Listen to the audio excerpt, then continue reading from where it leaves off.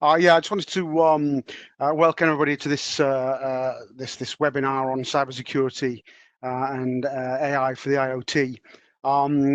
Before I sort of introduce the webinar in a bit more detail, I just want to give people an overview of who I am and what I've done and what my career is entitled. As Anna says, my title is Business Development Manager for IoT and Cyber. However, I started my career about 25, 26 years ago as a researcher in electromagnetic field exposure, or human exposure, I should say, to electromagnetic fields in mobile phones, base stations and the like. But I've also, my background is also EMC.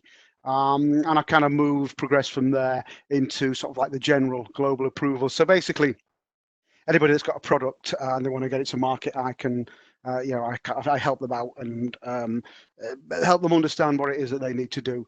I'm a chartered physicist for what I've done.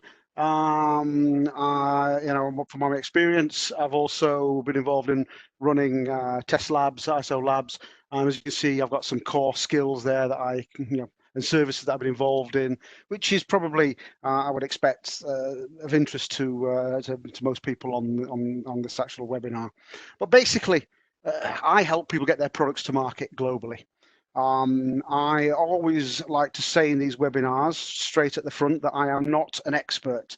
I like to call myself a specialist, because the real experts are the people that are behind me and upon whose shoulders I walk, because they are the ones that deserve the credit for being the real experts, and I always want to make sure that they get the recognition that they deserve before we go out there and I start speaking to people.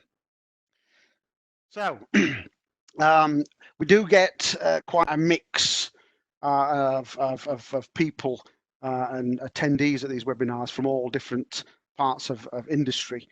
Some people know quite a bit about what it is I'm talking about, and some people don't. They're here to learn. So this is a kind of a lower level webinar whereby we can just to hopefully give you an understanding of what it is that that might be of interest to you, and how we might be able to help you, and how we can furnish you with further information. But as we go ahead, what is the Internet of Things, and what are consumer products within that Internet of Things? So first off, the Internet of Things is, or the IoT is the Internet of Things. You may have heard this phrase, and I can talk about this in a moment, about how many people have or haven't heard of what the Internet of Things are. But in a nutshell, when we talk about IoT devices, we think of connected health devices, wearables, smartphones, smart household appliances, these in-home aids. I won't mention any particular manufacturers' names, but these automated systems for you to be able to turn your music on and turn your lights on and that in the house. Home automation, smart security, smart lighting. These are all the things that we would consider as a consumer Internet of Things device. And those kind of products, as we mentioned here, that's a non-exhaustive list. And there could be many different hundreds and thousands of types of devices that would apply to that. So talking about the actual consumer and the Internet of Things, we talk about the IoT, but I often ask the question, what does the consumer know or understand of the IoT? You'll probably find that 75% of people that have an IoT device. I personally would have put that a lot higher in the circles that that I move. Probably even more. We're going towards 100%, because most people have got some kind of smartphone. But only 25% of those people know or have heard of the IoT.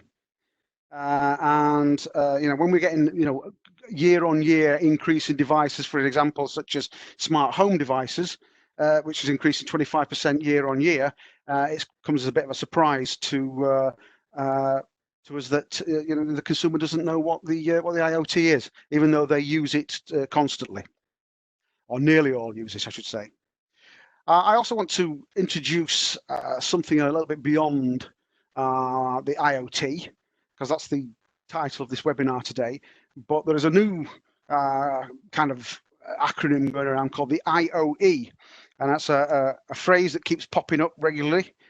Certainly, as again in the circles that I work in, but then I'm probably exposed to it more than most people, because I work with a lot of manufacturers and device designers. So, and this is the Internet of Everything. And what that means is people are now recognizing that the IoT and other connected parts of industry, which we talk about in a little bit more detail going forward, is that this is all these other parts of industry could be regarded as an expansion to the IoT. In that all manner of devices start to connect to the internet. There may be cross delivery of data, so you might find a smart health device might be used to hip hop in a smart home device, or a wearable or a smartphone. So all these devices can interconnect and share data. And that's an example of something that would do that is in a Zigbee type of device. They do actually share data from different types of subpart of their topology. So basically, what people are saying is that in the future, everything is probably going to be connected.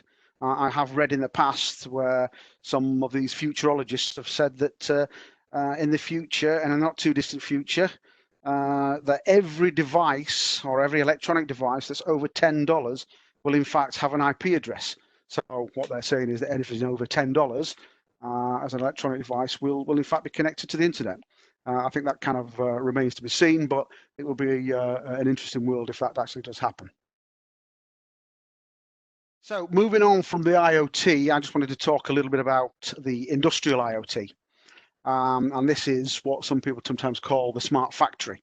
So the industrial IoT, again, refers to many millions or billions of devices. But these devices, rather than being consumer orientated, are actually employed or deployed in factories or automobiles, aeroplanes, even cities. But outside of the home and outside of the sort of consumer space, I think the thing to remember here is, even though we talk about devices in the likes of the industrial IoT or the smart factory, we probably tend to think more about sensors rather than devices. So you might have a device in a smart factory that actually comprises of many different types of sensor, which is connected to one particular device. And from that, lots of data is connected, and from this data, decisions can be made within various different factories or cities or whatever. You might ask, why do we do that? Well, quite simply, it's more to do with efficiency. Can a factory be made more efficient? If you think of a factory that has some serial production line and then something along the line breaks down and it's more of a visual occurrence where somebody can see that the actual machine is broken down, and from there they go do the repair or amend or adapt the system, and then they can pick up their production line again. But in the smart factory of today, we have lots of sensors that monitor the performance of the factory, or monitor the performance of the production line, or whatever it's actually doing. I mean, if you see some of these videos on YouTube or something like that, you'll see various different warehouses which have lots of little robots whizzing around, picking parcels up and putting them in boxes. And these are all interconnected. There's millions of sensors in these factories, and they're all working together. And what they're doing is making sure that that factory works as efficiently as possibly can. So whole factories could be monitored. So that monitor, they can predict failures. It can predict if there's any slowdowns in efficiencies. It can predict if there's going to be a breakdown of that supply chain or that production line. And what it's going to do is provide that information before it actually happens, so that any issue can be basically prevented and mitigated, and ultimately that saves money and ultimately saves jobs. So, because a factory that's not working will cause big problems, you know, from an economic point of view. It might be worthwhile as well mentioning a little bit about the difference between the IoT and the IIoT, since we're on the subject. I mean, although they may use similar technologies and transport, such as the likes of Bluetooth, Wi-Fi, Zigbee, and so on, the IoT is pretty much consumer at this stage, and that's where life is actually made easier by an IoT device, or fun for that device. But the industrial IoT is more about efficiency and business improvements. So even though the principle of communication is pretty much the same, the actual applications are quite different. So the IoT and artificial intelligence. Now, there's, you know, this question is often asked: what is artificial intelligence? Well, there are many different definitions, and I'm not proposing to put forward, you know, the de facto definition here. I mean, I will give one that I find is one of my favorites, and that basically says that AI, or artificial intelligence, refers to the computational tools that can substitute for human intelligence in the performance of certain tasks. Now, I think it's important, certainly at this stage of me talking about it, and obviously we can have discussions later or after this webinar, but I think substitute is probably a key word here, certainly in today's sort of level of technology, and that it is not replace.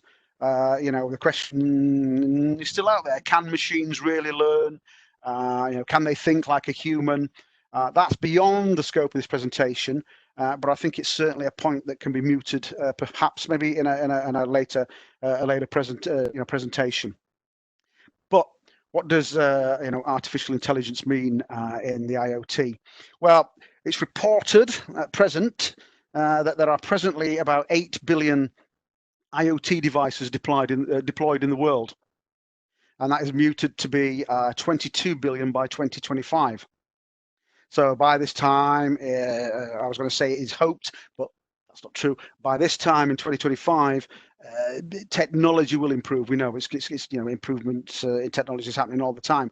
So the speeds of the processors that are in IoT devices will be getting faster. More and more data will be generated and gathered. So we do need more powerful ways of channeling and processing that data. So presently, artificial intelligence and IoT are already working together. I mean, that is something that we do know, we have seen, but it's at what level of that complexity, you know, is that partnership between the two working? You know, the complexity and validity of how it will advance is, again, probably another conversation. But what we do know is that IoT devices are actually what I would say or call processing on the edge. That is a device, going back to our factory definition, an example earlier on. You know, it's the IoT devices are collecting data at the edge. It might be a sensor on, you know, some conveyor belt in a production line that's monitoring the speed of throughput of some kind of, you know, widget, and what it's doing is taking that data, it's processing that data at the edge there, and it is, and I put this in inverted commas, making a decision about that data that it's seeing. So then it will pass that data back to some kind of central system that monitors and makes further decisions based on that data at the edge. So we are actually seeing, probably the best way to describe it at this stage is more automation. I'll come and talk a little bit more about the difference between automation and AI a bit later on. But from a future perspective, you know, the processors, again, as I mentioned, are getting faster. They're going to get smaller. They're going to handle more data. And what we will see is that we'll probably see two-way data transfer on a larger scale. So the edge device is trying to make decisions, passing that data back to the central system, and between them they are making further decisions, but on a greater scale and a greater level of complexity and speed. So I think, just to sum it up, this slide is, yes, the IoT and the AI are working together, but there is certainly still lots of room for it to grow and develop further, and I'll touch on that a little bit more later on. So, a couple of words about security and interoperability. These are two very, very important parts that we should consider before we move into the cybersecurity discussion, and that is, that the two biggest threats to the IoT, certainly in my opinion, many people I speak to's opinion, is security and interoperability. I mean, interoperability used to be the main issue when I was involved in kind of like the early IoT devices, which when it was used to be called M2M, and the actual IoT devices and the connectivity part of it were usually bigger than the actual IoT device themselves. But of course, as we see that technology has improved and things have got smaller. As I say, the problem used to be interoperability. Devices would struggle to interact. That was mainly because of open standards on different chipsets were not communicating as well as they could for various different reasons, which again I won't go into. But this is something that we still today, devices do sometimes tend to struggle to interact with each other, and that is an interoperability issue. But that used to be a very, very big problem in the past.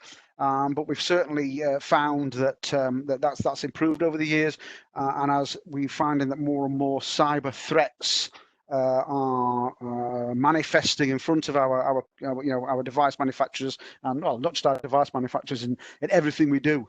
We're finding that security is probably now, a very large threat, if not the biggest threat to the IoT. And I've got some questions, and some facts a bit later on that should be able to help you understand what the size of this threat is. What are these threats? What are these threats? Well, with more connectivity, we get more adaptability, we get more scope of products, so we get more products. And with all of this, it's great to have all these fantastic devices and fantastic scope and fantastic applications, but with it comes more risk. So more devices, more risk means more cyber threats. So it's imperative that cybersecurity is considered a priority. And again, we'll touch on this in a little bit more detail later on. I think it's probably worth pointing at this stage that with the cyber risks, it should be noted that cyber security standardization does exist. It is constantly and continuously being developed. So we're seeing new standards being developed for different types of devices and different parts of that industry. And we'll come and talk about that in a bit of a deeper dive later on. Interoperability is still an important consideration, and we also find that usability as well. So, is a device pretty easy to use, because sometimes people are using devices and they don't fully understand exactly how to be used. And again, that's the part of the interoperability considerations. So here's a question, and I'm going to pause for a few seconds to ask everybody on the webinar what their thoughts are on how much cybercrime is actually costing the world. So I'll give you 5 or 6 seconds just to get a number in your head and see if you get anywhere near it. So I hope everybody's sitting down. Basically, cyber attacks are reported to be the fastest growing crime in the world. And with an international survey, it is estimated that cybercrime will cost the world $6 trillion by 2021. And 2021 is, 9 months away. So that is quite a big number. And when you put it in perspective, that the UK GDP was in fact only $2.8 trillion in 2019, it shows you that that is a pretty big number. And for further reference, the US GDP was 21.43 trillion in 2019, and the number I have for 2017 for China was 14.14 trillion. So it is a big number. So cybersecurity is, as I say, the fastest growing crime, and if not the biggest crime in the world. But we talk about cybercrime. Here we have some numbers about what that crime is costing the world. I mean, you probably are aware of many of the different attacks that we see on the news, some big high-profile breaches of data. You probably know people that have maybe had their bank accounts emptied, and I've got another example in a few slides' time, which is something just happened recently. So, who and what are your attackers? I wonder if you ever think about that, because this is pretty much a faceless crime, and there are lots of different attackers or bad actors, as they are sometimes called. So some of them are amateur criminal. These are kind of like the kid in the bedroom, or the guy in the bedroom, or the house that's having a go at hacking into somebody to make some money, or other nefarious reasons. But it's much bigger than that. It's now run by organized crime groups. It's big money, as you can see there. Criminals want a slice of that $6 trillion by 2021. You sometimes find that it could be rival rogue states. I mean, this is nothing new that I'm putting on this slide. It's out there in the out there in the news, in the media. You can probably do a search after this presentation and find some specific examples of each of these points here. You might find it's rival organizations. That could be a business issue, a business hack. Activists for political or terrorist means. Sometimes it could be a disgruntled ex-employee, unethical vendors, people trying to hack into you, trying to sell you their products, malware, and all sorts of other types of attacks. And quite often you probably find it's not even a person.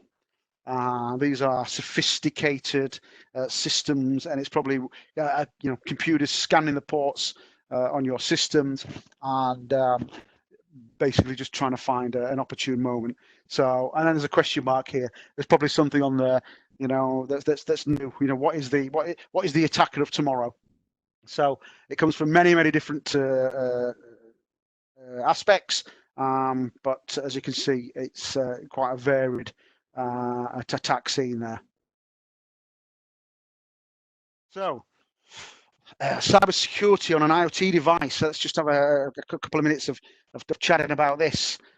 So you have an IoT device, and how is it vulnerable? What would be the landscape of that attack? So here you have an IoT device. It could be smart lighting. It could be a security camera. It could be a car, your smart device, whatever. So from there, each of these devices have what they call assets. That could be the device itself. It could be data contained in that device. There could be other components, access to a door, or the list is endless. So you have your device. It has these assets. Somebody wants to get in and attack it and get access to it. So what they're going to look for are the vulnerabilities in your device. And a vulnerability is a flaw or weakness in a system's design. That the attacker or the bad actor wants to exploit to get into your system, violate its integrity, and basically get what they want from that device. And again, that list of the reasons behind it is a long list. So from that, they would start the attack, and we have these things called, attack vectors, and these are all the different parts of a device that the attacker might try and get into. So the connectivity could be a physical attack, it could be a software attack, it could be a port attack. The list is endless, and and again, that's beyond the scope of this presentation. And we will in the future have presentations that will dive a little bit deeper about this. So, what's the impact of a bad actor getting in there, finding a vulnerability, attacking it, and then basically getting in and getting access to your data or your your assets? It could be an annoyance, which is a lack of function, or it could be something that's a bit more personal, which is leak of data, personal data, financial data.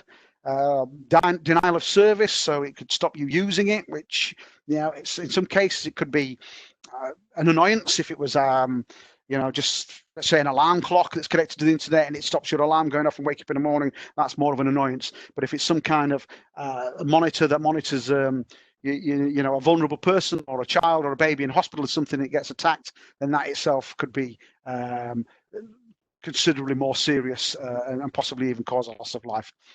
So this gives you a little picture of the landscape of an IoT device and the actual attack scenarios that could a bad actor could actually attack. So a little bit more, about a minute here to talk about the vulnerabilities and attack services I mentioned there. It could be anything. As I mentioned there, the programming interfaces, but there are newer attacks cropping up every day, and I'm hearing various different stories or reports of the ways that devices are being attacked. So they can, as I mentioned earlier on, it could be a loss of service, it could be a loss of data, but we're also finding now some more sophisticated attacks and now getting into the gateways in that host devices, but also getting into the devices and even getting down as far as the firmware on a device, or even into the processor. So you can see that these devices are being attacked at from all angles. So it could be an app that controls the device on a mobile phone. So that's one way that the bad actor is getting in. It could be in the software that's in the cloud, or it could be at the IoT endpoint, so the actual device itself. So as you can see, the landscape of attack is pretty vast. But all is not lost. As I mentioned earlier, we do have standardization being developed or has been developed and is in continual development to provide standards to help manufacturers of IoT devices ensure that their products are safe and fit for purpose for their consumer or their customer. Now, there are many industry guides out there, all of which are important and provide good information. An example of one is the OWASP. This organisation, if you go and do a search for the OWASP top 10, you will find a document that gives you the top 10 ways of assessing and protecting your system. I mean, the OWASP is mainly kind of based around web applications, but there are other organizations such as the IoT SF, which is the IoT Standardisation Foundation, as well as IASME and ANISA, which is the European organization that provide lots of good data on what's being done, what initiatives are in place for cybersecurity standardization. Now, I mean, there are other standards out there for other than IoT, but today I'm just going to talk a little bit about the standards that are available for the IoT. I mean, in today's webinar, the two standards I want to make reference to are one for the United States, which is this NIST 8259, and that's an important one. Even though this is a webinar, I'm pretty much talking around European standardization. This US standard is important because there was a recent legislation in California which mandated this. So any IoT devices that are being deployed in California have to conform to this to this document or this standard. In Europe, there is this standard which is in draft form, which is the EN 303645. Now, this is a document that provides baseline protection or protection provisions, I should say. There are 13 key provisions in this standard. I mean, this is freely available for download. So, after this webinar, you can go and download the document, and under section 4, you'll see each of these provisions. It will take some reading. I mean, there are what they call protection provisions in there. Some are mandatory, some are recommended, and some are conditional. You will make more sense of what I've just said there if you were to download the document and see what's involved. As I say, there are other standards that do exist for other industries such as medical industrial, but that's beyond the scope of this presentation, and I think we'll probably see something along those lines in the near future from some of my colleagues. It might be worthwhile saying that TÜV SÜD as a company does have a number of cybersecurity hubs around the world, with big groups of experts that do specialize in the cybersecurity of different parts of that industry, whether it be medical, whether it be industrial, and so on.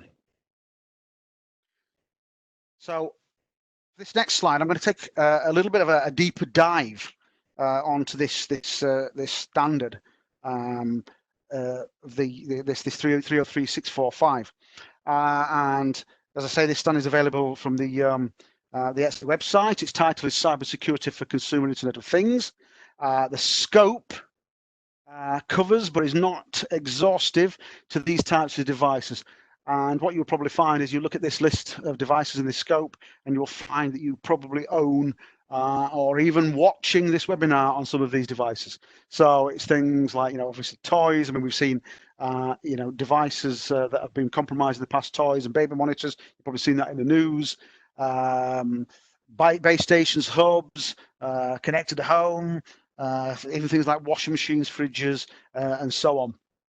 So the scope is not exhaustive, but this gives you a good idea of the types of devices that will be covered by this standard. It might also be worthwhile mentioning that we do know that various different countries around the world that are outside of Europe are looking at this standard and adopting some of the provisions that are recorded within as part of their own protection requirements, and also things like labeling and so on.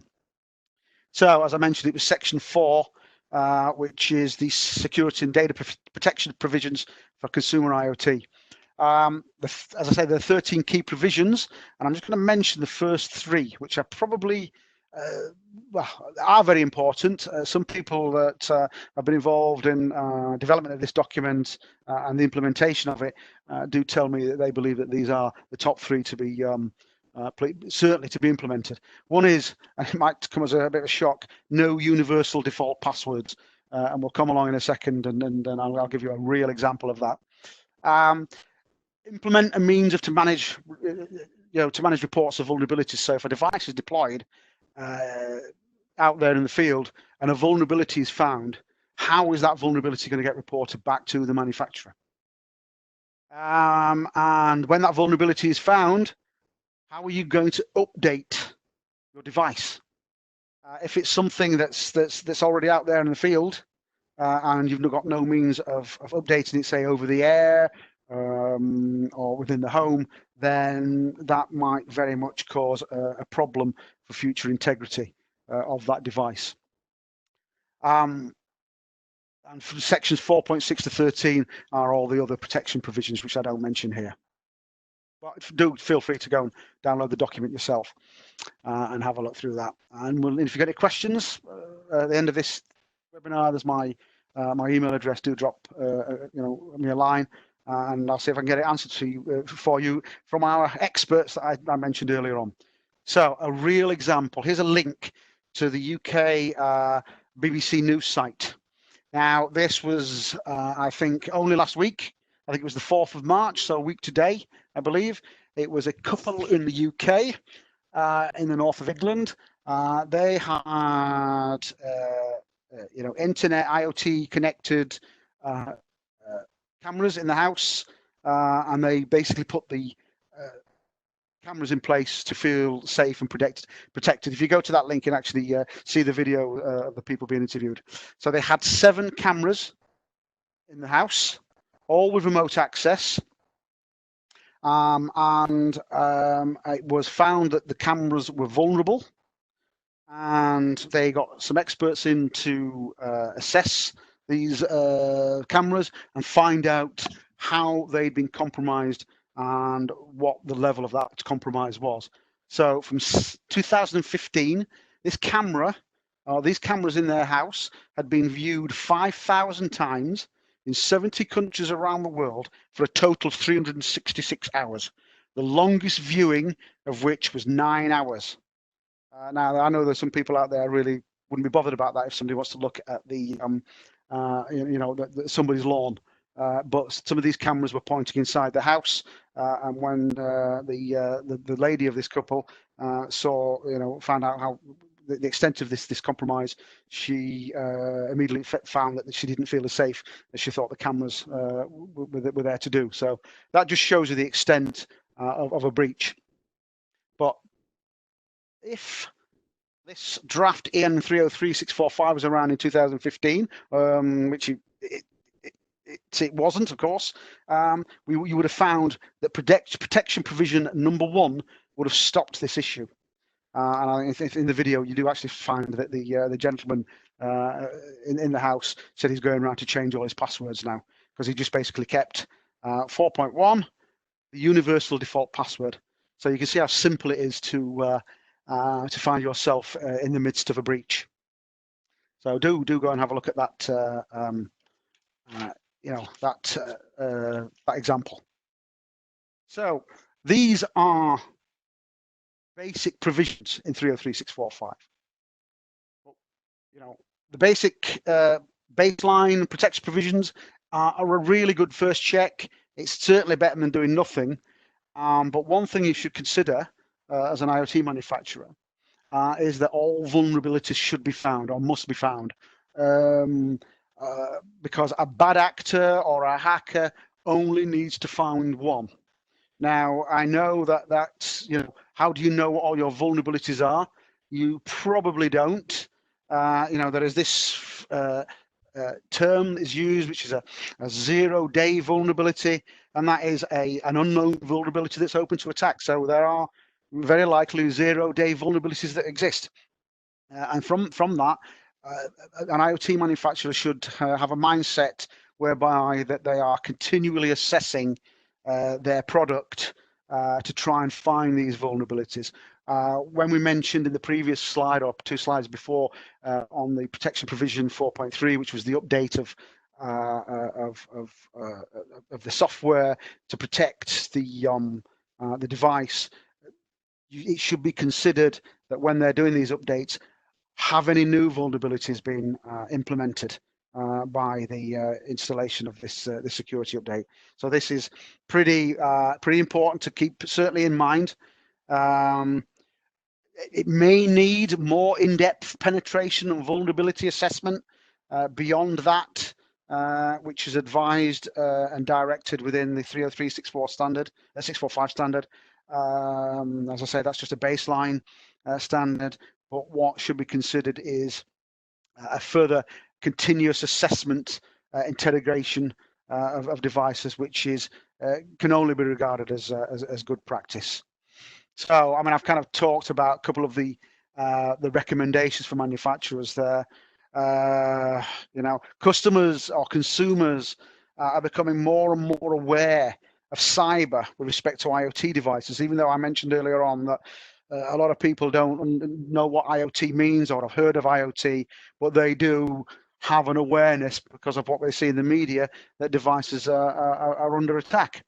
And I think, and as I mentioned, that some consumers say they're not too bothered about somebody looking at their lawn through a camera, but they probably don't fully understand all of the other implications that might arise, or what other vulnerabilities in their home local area network that might be brought to the surface by having a weak component in there. I mean, an example would be the that Las Vegas casino hotel, where it was a temperature sensor that was connected to the internet to measure the temperature of the water in a fish tank in the foyer, and the hackers managed to use that connected device to actually hack into the whole hotel system and take it over. And if you Google that, you'll certainly find details of more details about that attack. But that just shows you how something that's not fully protected can be the Achilles heel on a bigger system. So really, going forward as an IoT device manufacturer or somebody putting it on the market, you certainly need to look at building trust, through action, and that action might be, just explain to your customers how your products are safe or secure, and at the very least, that's a good marketing message to send out to your customers. You should certainly, as I mentioned here, go beyond the existing regulations. The baseline requirements are there at that first line of protection. It's like having that little bit of extra continuous assessment, continuous vulnerability checks, and as we say right at the top here, prioritizing cybersecurity and privacy is probably one of the, if not the most important aspects of producing an IoT device.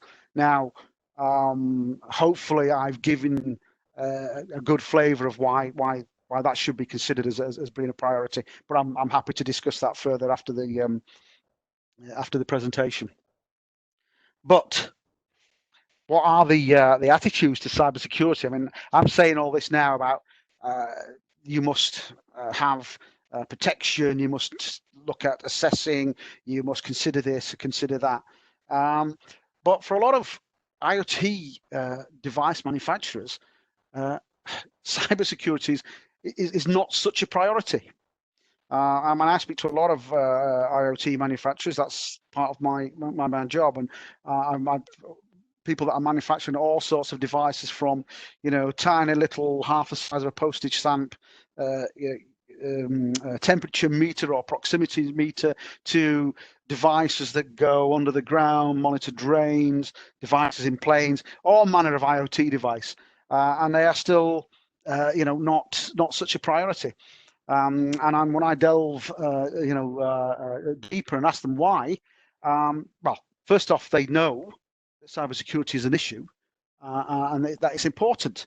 But when they start understanding what the cost implications are to do assessments, certainly to actually include some kind of cybersecurity integrity within their device, the cost implications tend to, in their mind, make it not such a priority, which is understandable.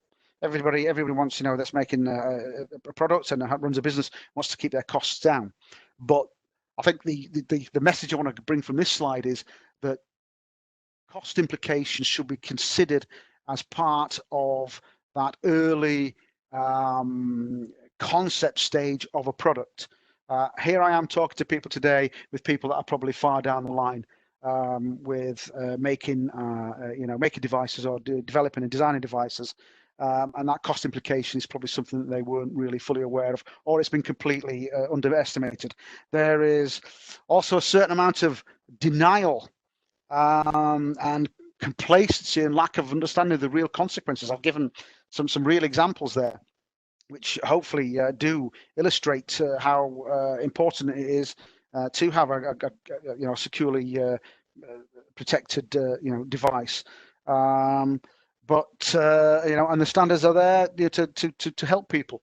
But as I say, early engagement, early consideration of cybersecurity. I think one thing to mention as well here is the fact that there is not just a complacency of cybersecurity itself, but there is a certain level of complacency in that because people are buying off-the-shelf boards with system on chips, that they are assuming that itself does have a certain level of protection that they can rely on, but that is not always the case. You might find that a board itself has some kind of security in there, some chipset's got some security in there. However, when it comes down to it, certain changes or amendments to that board may actually introduce a vulnerability. So this is where that's another one as well. Sorry, regulation is not mandatory. It's not mandated presently. So people, if you don't have to do it, they tend to not. But the 303645 standard, that's in draft, and that will be mandated. I'm not exactly sure of a date, but I do hear reports that it could be within the next year. Now this is a very, very important slide. And this is the concept of secure by design. And this is what all the organizations that I mentioned in my earlier slides are promoting. And what is secure by design? Basically, I've already mentioned what it is. It is security is built in from the beginning. So if you are using a chipset that has inbuilt security, and there are a lot of companies out there that, I'm not going to mention any, of course, I need to remain unbiased, but there are lots of companies out there that are producing systems, they're providing information, even training on their systems or the devices to help you understand how to make sure that you maintain security integrity of your device. So, help is out there. Secure by design has got to be a critical thinking. It has to be right there at the front. If you're building a device, make sure it's secure. And I've already mentioned there, using fit for purpose chipsets. The consequences of not doing secure by design, which we are already seeing, is the problem of the fact that the horse is already bolted. And that bolted may mean that you've got a device out there, it is not secure, and from that, you can't go back and fix it. So that's going to be a large cost to remedy and a large cost to mitigate. And what are the consequences of that? Brand erosion, as amongst other. So I'm just conscious of time here if you want to have a couple of questions. So one slide to take away from here is this one, secure by design. And there are lots of papers out there as well that give you information on how to do that and what to consider. Cybersecurity and artificial intelligence. Basically, there's a perception that cyber and hackers are lone wolves. We've seen that that's probably not true. Attacks are becoming more and more sophisticated. They're on the, attacks are on the increase. The sophistication intensity is on the increase. So cyber resilience has to increase with it. Presently, the AI in cyber is probably enough to mitigate. Certainly, in my view, presently I'm not an AI expert, but certainly from what I'm seeing in the IoT world is that we still got some way to go.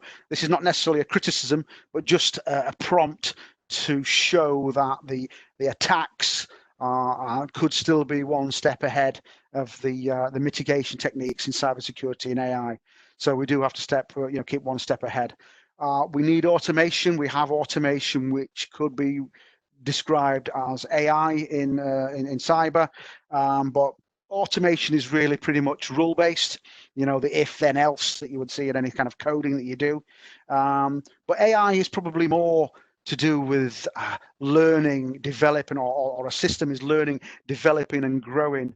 I did read a definition once of, I think it was Stephen Hawking, that said, intelligence is adapting to your environment. That's it, that was his definition.